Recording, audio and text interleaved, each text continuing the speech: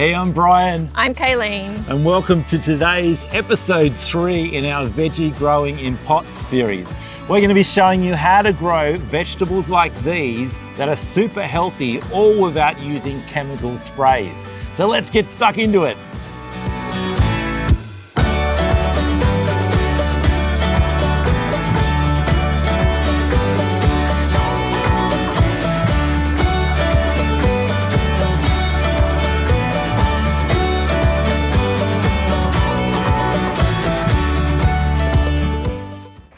Now, the first question we need to ask is, do we need to really stop the pests? Because after all, can't we just live in harmony with them? They eat some of the plants, we eat some of the plants, everybody's happy. No, because they don't just eat some of the plants, they end up eating all of your plants. I think what happens is that they find your plants and then they call up their friend. They say, Roger, bring in the family. I've found a really good patch crop to eat. Yeah. If we could train the bugs for them to only eat, say, one bed and we'll have the other bed, that would be the ideal situation. That would be good. And there are little tricks that you can do to that, and you'll hear some of gardeners will actually do that type of thing. They'll protect one bed and leave one for the bugs. Yes. So it's a bit hard to do that. Now, what happens is if a plant is stressed, and what I mean by stressed is the bugs are eating it, the plant is not going to go through its normal life cycle. It's going to start going into self-preservation mode, all right? So if we're asking it to produce any fruits, which takes a lot of extra energy, it's got to flower and then it's got to produce a fruit, like a tomato or something like that, then the plant is putting the energy into that. It's not worried about self-preservation, okay? And so it will go into survival mode if it feels threatened. And so it will tend to abort the flowers and the fruits and it won't grow properly. So we need to provide an environment that the plants actually feel safe and that they've got enough water and nutrients and they can thrive. Yep. Okay, so in our veggie patch, what are the problems that we've had? What bugs? Well, lots of bugs, but to name them, the most common ones is your cabbage moths. So, you know, the little pretty white moths with the little black dots on it. Gorgeous little things, but not so gorgeous when they turn into their caterpillar. They do look nice when they're flittering around. When they turn into their caterpillar, because they just munch on all your greens and yeah, not much left. So that's one of your main ones. Then you've also got aphids, which affect all your new growth. So what Brian was talking about is stunting your growth. So that one's a hard one to control because they're so tiny and they're constantly there.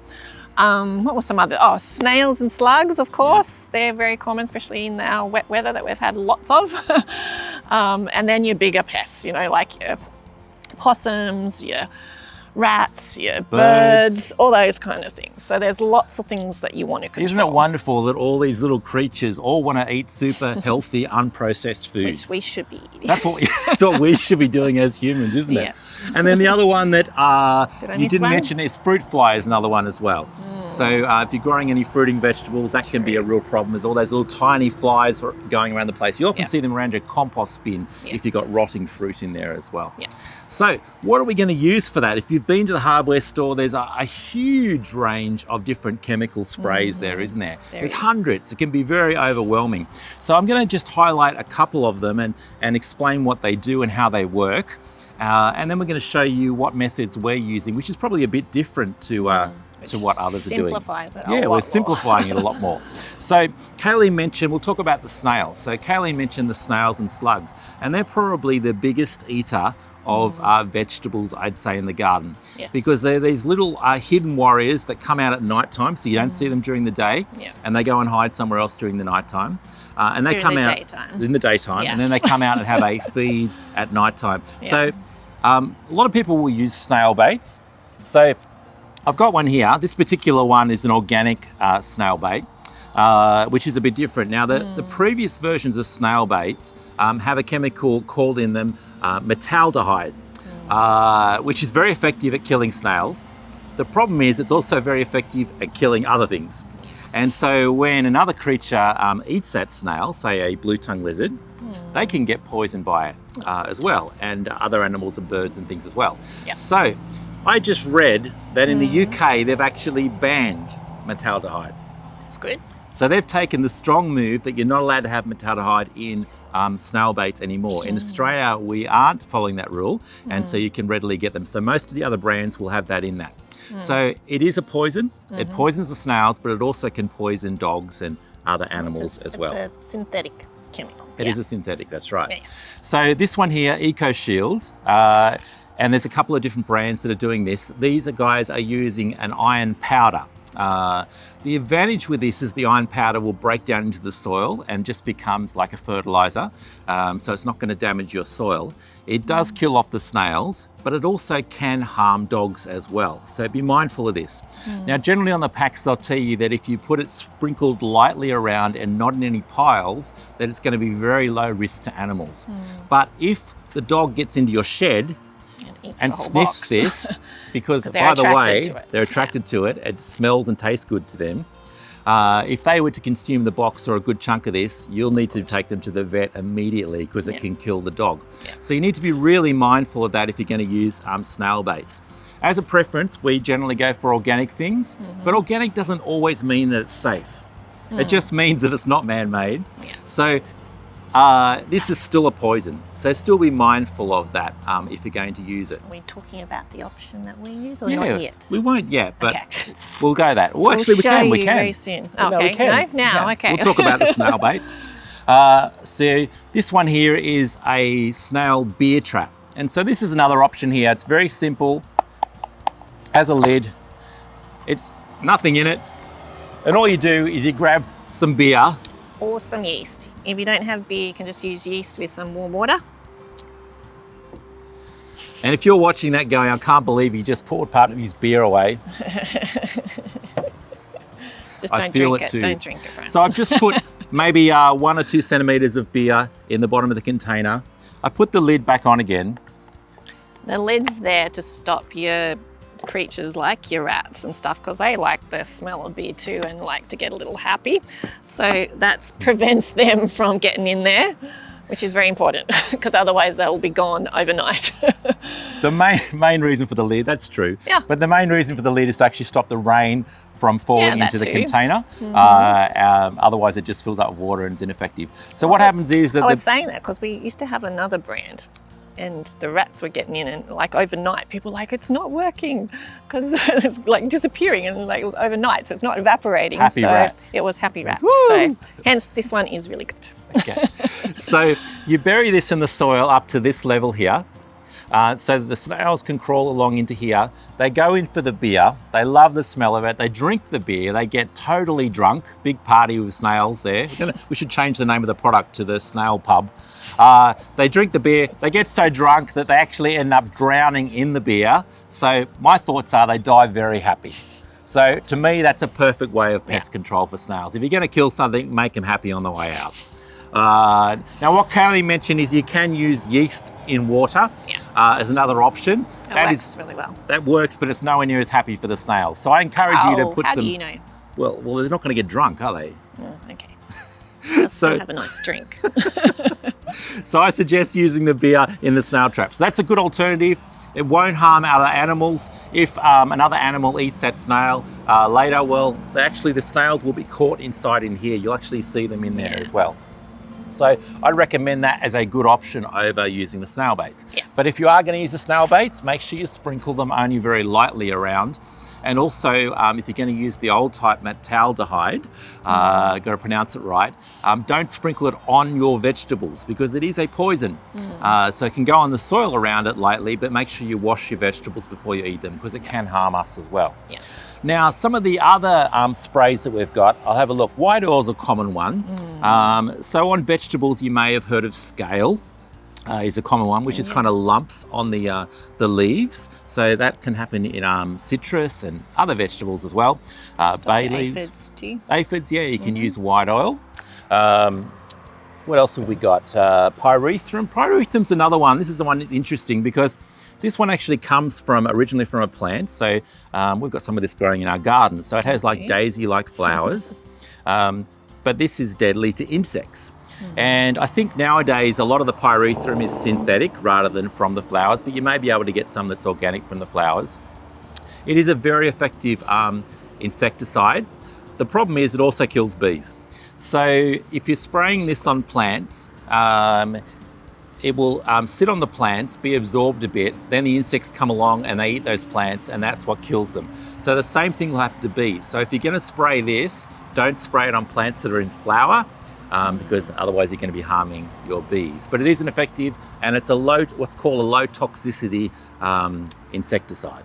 Okay, so relatively safe to use. What else have we got here? There's a couple of other options here, organic ones. So we've got some fruit fly control ones, and there's a larger fruit fly control trap over here. So if you're growing fruits and you're having a lot of problem with fruit fly, these are the ones you're going to use for that as organic options too. So they're just a liquid that attracts the insects and they get trapped in the trap.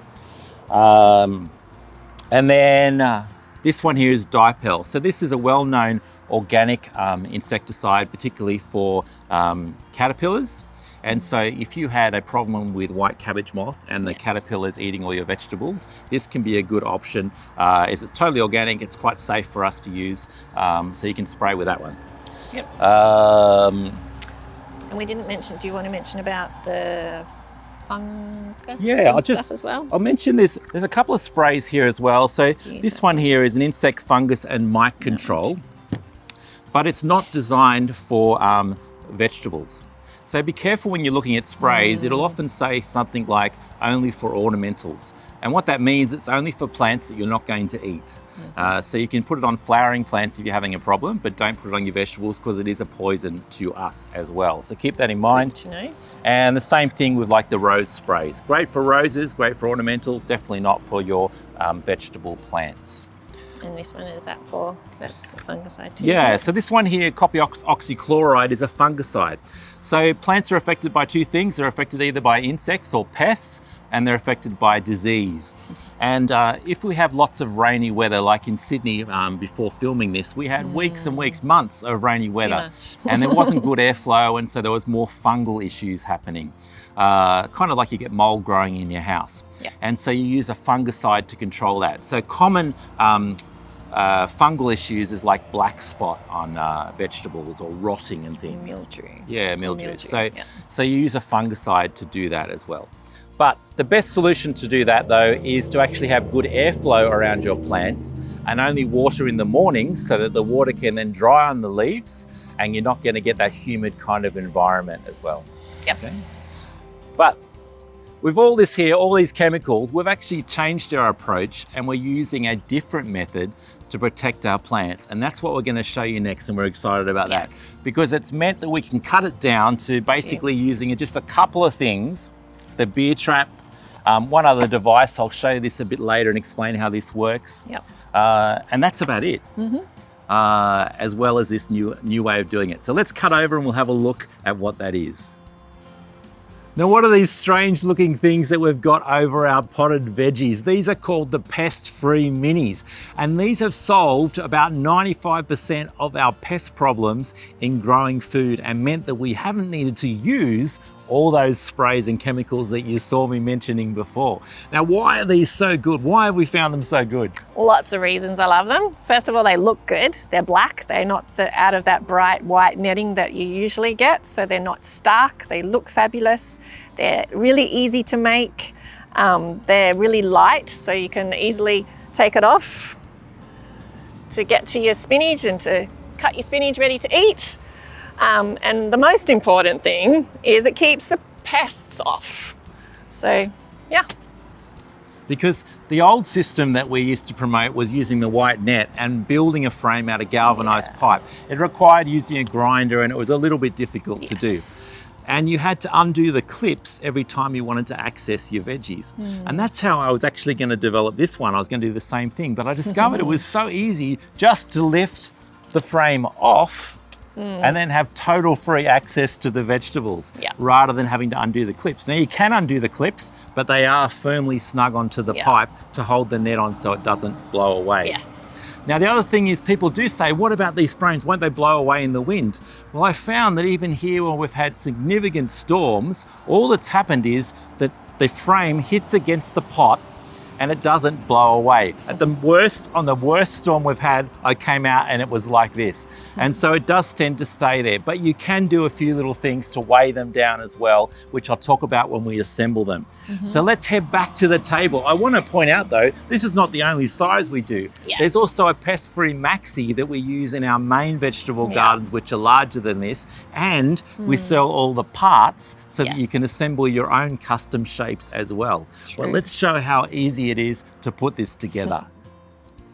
Now, before we assemble one of these, we've got to address the elephant in the room. Well, it's not really an elephant, it's actually a tiny bee.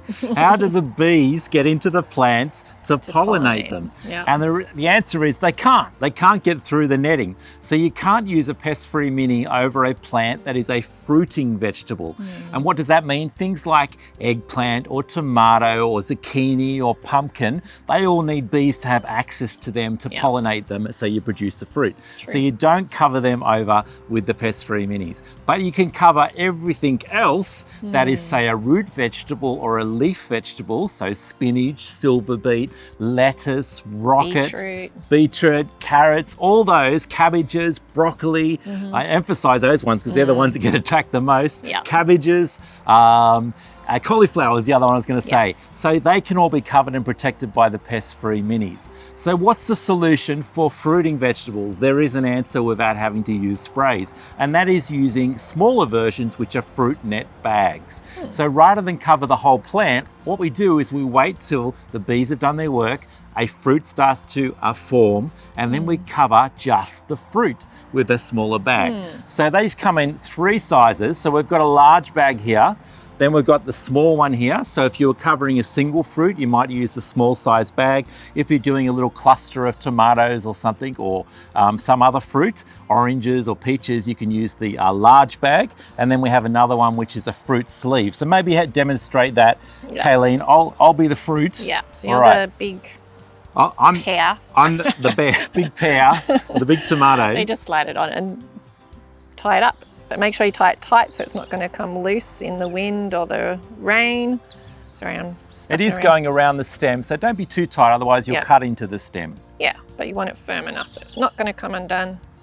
So this is going to stop fruit fly from getting into that and any other caterpillars as well. It'll generally stop most of the birds, although if you have like larger birds, cockatoos, sometimes they will get aggressive and they'll try and break through the bag because they do have a big beak.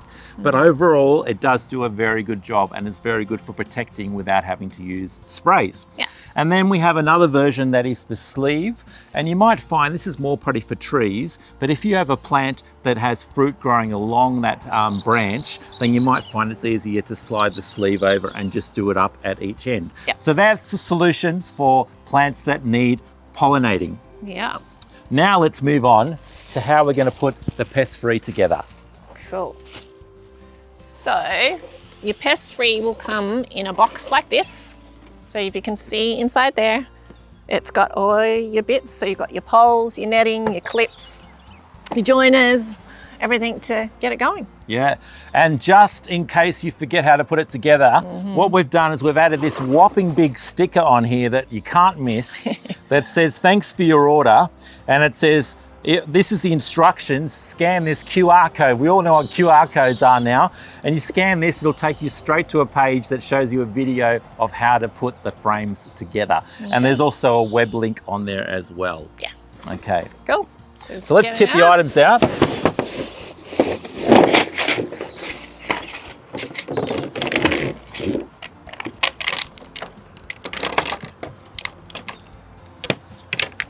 Now, what is it all made out of? This is PVC pipe. It's UV stable. It's designed to last for years and years outside. You should get a good 10 years or more out of this frame.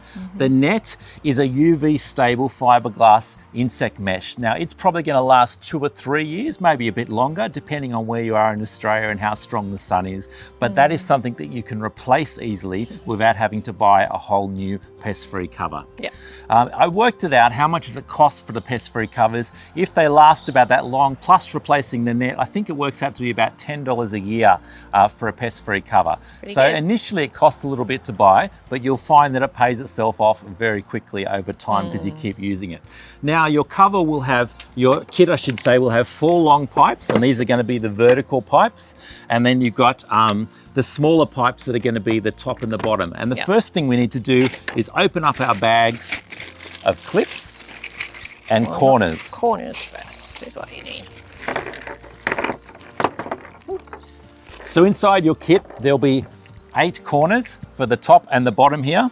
If you're wearing one of your Aussie gardener aprons, you can whack that in there to make it easy. And we're going to make up the squares first. So we use the short pipe and we're just going to push that on. So you can do the other one, Kay. Okay, you've stolen all the fittings though. There you go. I didn't think of that, did I? No. So I'm just pushing them on with my hand. And then we're going to give them a tap with the hammer or the mallet. Just make sure when you're putting the fittings on that you're lining them up roughly with each other.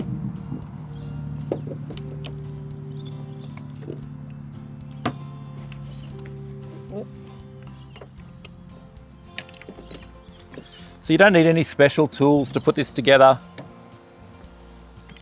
A lot of our customers get their kids to do it. It's like doing Lego.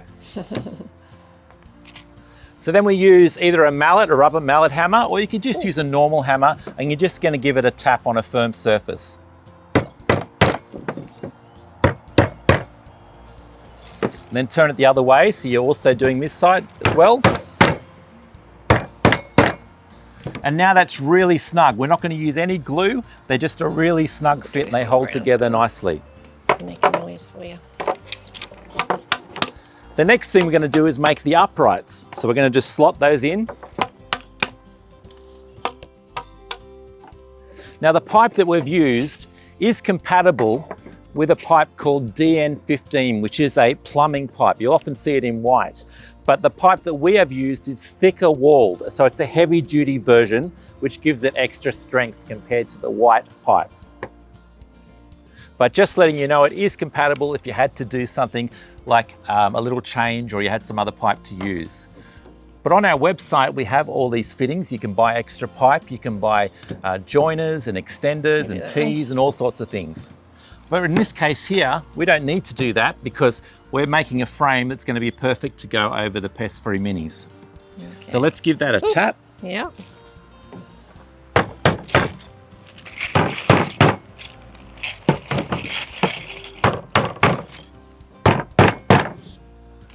Great, so now we have our pest-free frame ready and we're going to cover it over with the black mesh. Now, as I said, in the past we've used the white mesh before, and that's the example over here. This is the veggie netting, which we also sell on our website. It comes in a sheet that's 6 by 6 meters, and you can use that and cut it up. And that's great if you're covering in, say, veggie beds or if you've got a large area to do. But it looks a lot nicer if we use this black fine mesh, and it's very fine, so it stops all the bugs. Now your mesh for a Pestfree mini kit is going to come in one long strip to go around the sides and then a small strip to go on the top. So we're going to do the sides first and clip those on.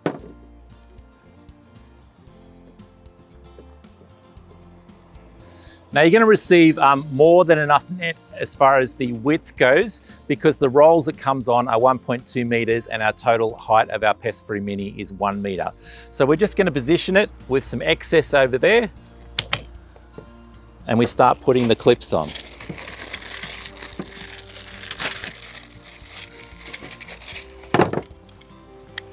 Oops.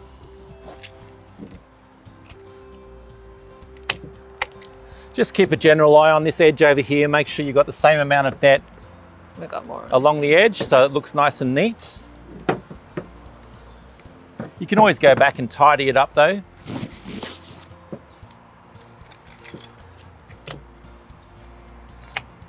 So you can see how easy it is just to clip these on.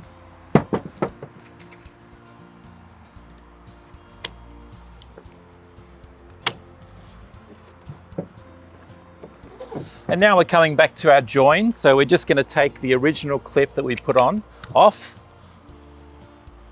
stretch this over so it's taut, and then press the clip onto it. So now we've got our 4 sides done, and we're going to trim off any excess net just to keep things tidy. I'm just going to show that around, take that round to you so you can see. We've got this bit of excess net here. We always give you a bit of extra just in case, so you're not falling short. So we're going to trim that off just with some scissors.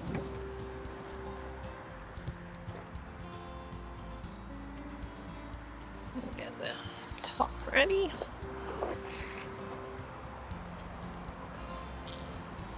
Now I recommend that you keep the offcut of net just in case in the future you get a hole in it somewhere, that you can use that strip to cover the hole and just put clips to hold it on. And we're going to tidy up this end here as well and trim off this excess net.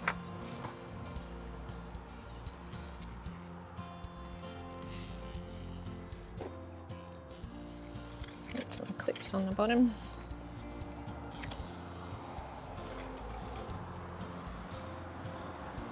I'm using the Aussie Gardener kitchen herb scissors. Our customers rave about these. These are a stainless steel scissor with aluminium handles and nothing on it rusts. So it's great for the garden and great for the kitchen as well. We use it to trim our vegetables when we're going out to harvest. Fantastic pair of scissors. You can get them on the website.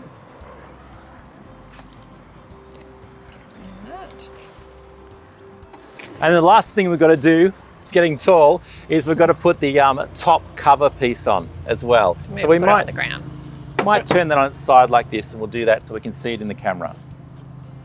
Yeah.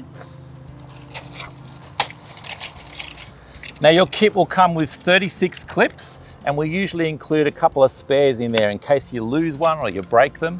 But even if you lost a few, 36 is more than enough for what you need. We usually put 3 on each side.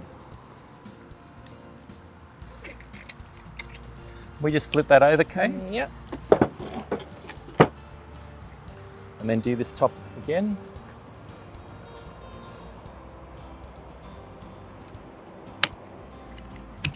So it'd be easier to do this on the ground. It's just a little bit difficult with the camera to do that at the moment.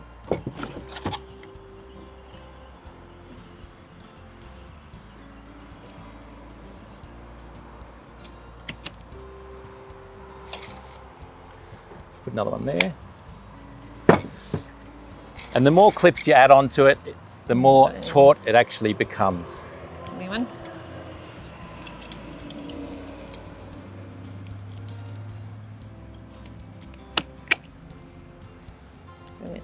And then to tidy it up, we'll just trim off this extra net here. So we're meant to put 3 on these as well, yeah?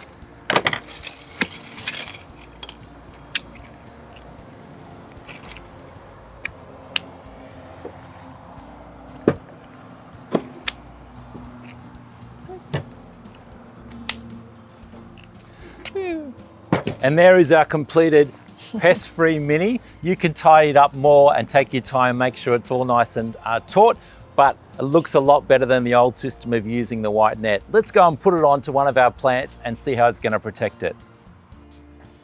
Now I've got some garlic here that I need to protect, but before I put the Pestfree cover on, I've noticed that there's already some insect attack happening. Let's bring the camera in closer and have a look. We've got some little black onion aphids here on the underside of the leaves. Look at them all along there, and they're gonna suck out the sap, and they're having a good feed. So keep in mind that if you're gonna use a pest-free cover over your plants, you may already have some bugs on the plants that you're gonna need to treat first before you put the cover on to protect that. So how are we gonna do that? You can use an organic method, which is like a vegetable spray using vegetable oil and a detergent to make up a bit of a homemade mix for aphids. Or you could use the Pyrethrin that I mentioned before. It's a low toxicity insecticide. Or you could probably use some of the white oil as well. Remember to give it a good spray. And the advantage of having the pest-free cover over this is not going to affect the bees because the bees can't get into here. So it's safe for us to spray this here. So we're going to give it a good spray. Now it'd be better if I was wearing gloves because I'm touching the leaves that I'm spraying around. So I won't demonstrate it anymore because you should wear gloves because you don't want to spray it on your skin. But generally just give this a spray and then you can put your cover over the top, and then you should find from then on no more bugs are going to be able to get in to attack that crop.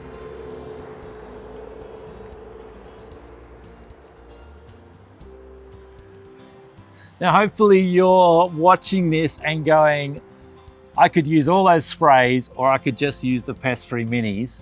What a simple, easy solution, and it works. And so we have lots and lots, probably thousands of customers now using the Pestfree covers and lots of great reviews on those. So no matter whether you're growing it in pots or in the garden beds, you can use a Pestfree cover to solve most of the pest problems.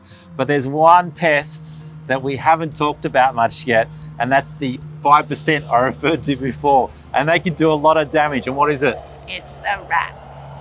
The rats. So the rats cause a lot of grief. We've lost whole crops of corn from 2 rats in one day, and they eat everything basically. They were feast. We came out one time, we had all the carrots growing, all lovely, and it came out and all the tops had been chewed off of all the carrots. Yeah. It was a disaster. Yeah. We've also had rats crawl through, because they can chew through anything, just about, it's not steel. And so we found that they crawled and they chewed through the net on the Pestfree covers. So we had to come up with a solution for that, and we've been testing something for quite a while, and it's working really well. And very happy with this thing. This is called the Guard Scarecrow, and it's been working a treat. I don't know, for a number of months now we've been using this one in our veggie patch, and it's been working great. And an added bonus is my chicken pen has all their chickens, and usually especially over winter, we have lots of rat poo all in there. So the rats tend to nest in there and get nice and warm and what have you, but no rat poo this season, which I'm very happy about. So this has done a great job. So how does it work? It's an ultrasonic repeller. You've probably heard of ultrasonic repellers before. Now, some of them don't work very well, and we've had other units before that haven't worked well. This one seems to be good. So it has a rechargeable battery built into the unit. It has repellers on 3 sides, so you're getting 360-degree coverage. So rather than positioning this at the edge of your garden, usually you position it more in the center. The things to think about, though, is that a repeller is making a high-pitched frequency sound that some animals can hear and others can't. So, for example, dogs can hear it, rats can hear it, possums can hear it, and it's a very unpleasant sound for them. But birds have a lower frequency hearing, and so it doesn't seem to affect them. So our chickens don't seem to be worried by this, whereas it repels other things. Yes. Now, it changes the frequency, it modulates it so they don't get used to it, and it also has flashing lights on the unit as well. Now, it's very easy to use. When you first get it, I recommend you plug it into like your phone charger and just give it a full charge, so it's up to full capacity. And then from then on, the solar panel on the top should keep it topped up. But you should keep an eye on it though, because if you have, say, 5 cloudy days, you may need to bring it inside and just plug it in to charge it back up again. And then keeping that clean as well. It's very important to keep the solar panel clean, because otherwise it's half as effective if it's got dirt on it. So I'm just going to turn this on because younger people, not like us, we used to be young, so younger people can also hear this frequency. We've been told. We're not sure if it's our sons playing tricks on us. So I'm going to press it on now, and you should be able to hear it if you're a young person. And if you're getting a bit older like us, then you probably won't be able to hear it. Now, the first noise though is just the beep to tell me that the unit is turning on. So we press and hold the power button on the bottom for about 3 seconds. Let's see, there it is. Now it's going off. So you should be able to hear that in the microphones and see if that's going to be sensitive to you. So just be mindful of that. Look, it's only going to go off when there's an animal there or people are there, but you may find that younger people in your household go, what is that noise? All right. But it does work, and it has been effective. The carrots ever since. I'll turn it off now just in case. It could keep the kids out of the veggie patch as well. That's true. Pinching all your carrots and strawberries. If you've got neighbourhood kids sneaking in and stealing your strawberries, you can put one of those in there. Look, it does seem to be working. The carrots are fully growing now, and there's no problems. They're not getting chewed. And then we're not seeing any more holes being, through the netting into the Pestfree covers. So this really has been a great solution for that. Just a little note for you, it has a blue light in here as well, because it's also designed to protect against foxes, particularly say on acreage properties where you've got chickens. And so the blue light is visible from a long distance away. They call it a sentinel light. And you can also have that on, and it makes it more effective. So I recommend, if possible, leave the blue light on all the time. It'll flash, you know, every second or so. It also allows you to know if the unit is working as well, because you just look outside and see there's the blue light flashing. And then when an animal approaches it, the white light will flash as well, but only when an animal's approaching. Okay. All right, so these are available on our website. You might need to get a couple, because you've got to think about, is this going to get blocked by other things around it? Maybe position it in a pot of soil, for example, that's beside your other plants to protect them, or maybe on either side of the Pestfree minis. Now behind me, we've got a very super tall Pestfree mini, and it's a modified version. And I've made this one here to protect a corn crop and also for tomatoes. And so you can get on our website the 4-way joiner. And so down the bottom here, we'll just lift this up, Kay. Yep. So the fitting, if you see here, has 4 parts. And so this is a 4-way joiner, and that's what you use to extend a frame up. This is the 950mm pipe. This is the 600mm pipe, both available on our website, and we've made this taller. And we're also going to be selling netting on our website by the meter as well, so you can buy extra. So if you did want to create a tall frame like that, you can. Things to keep in mind though is that handling a tall frame is harder to do, because you've got to lift it up and over the top of the vegetables, which can be a bit tricky. So you may find you need to undo the clips to access it. So just keep that in mind as well. And the last thing that you have mentioned. The last thing, if you live in a very hot area, these give a little bit of sun protection, just takes the edge off the sun. But if you're in a very hot area and you need to give it more, you can just use some shade cloth and then attach that onto the frame, take the clips off. You can help me with that. Yep. We'll just do that quickly. So you can just drape that over, and the shade cloth will nicely clip onto the frame, and then face this towards your main sun side, so it stops that midday hottest sun if you need to give your plants some extra protection. It is a good idea maybe just to have some of this when you're first planting seedlings out, just to get them a little protection as well. Definitely. So hopefully we've covered enough details for you to feel more confident with your pest issues. If you do have questions, we have an online community called the Aussie Gardener community.com.au. You can head to there. It's free to join. It's a great place to ask questions, post photos, and there's thousands of happy gardeners on there who will happily give you their advice and guidance. And Kaylene and I are on there regularly as well, and so we'll be chiming in to help you as well. We also have chat on our website that you can ask questions. I'm usually the one that looks after that, and so if you've got any other questions, but the community is a great place to do that. And awesome. I think that is all. We've shown you the Pestfree minis. We've shown you the products, the alternate products you can do. I think the only thing that's really left, actually one more thing, we also have another ultrasonic repeller we used to talk about in our old veggie classes called the Animals Away unit. This unit is very similar. It requires batteries, and it only has the sensors in one direction. So generally I'm encouraging people to swap over to this one as the better option. And so to finish off, remember the beer you put in the beer trap before. Happy man. That was a very big mouthful, but enjoy the beer. I would normally say I would have one too, but I don't like that one. Dark beer. Oh, good stuff. Thanks for watching, and tune in for the next episode where we're going to be teaching you how to grow veggies from seeds using a little propagator and making little baby plants. So keep watching, and thanks for joining in.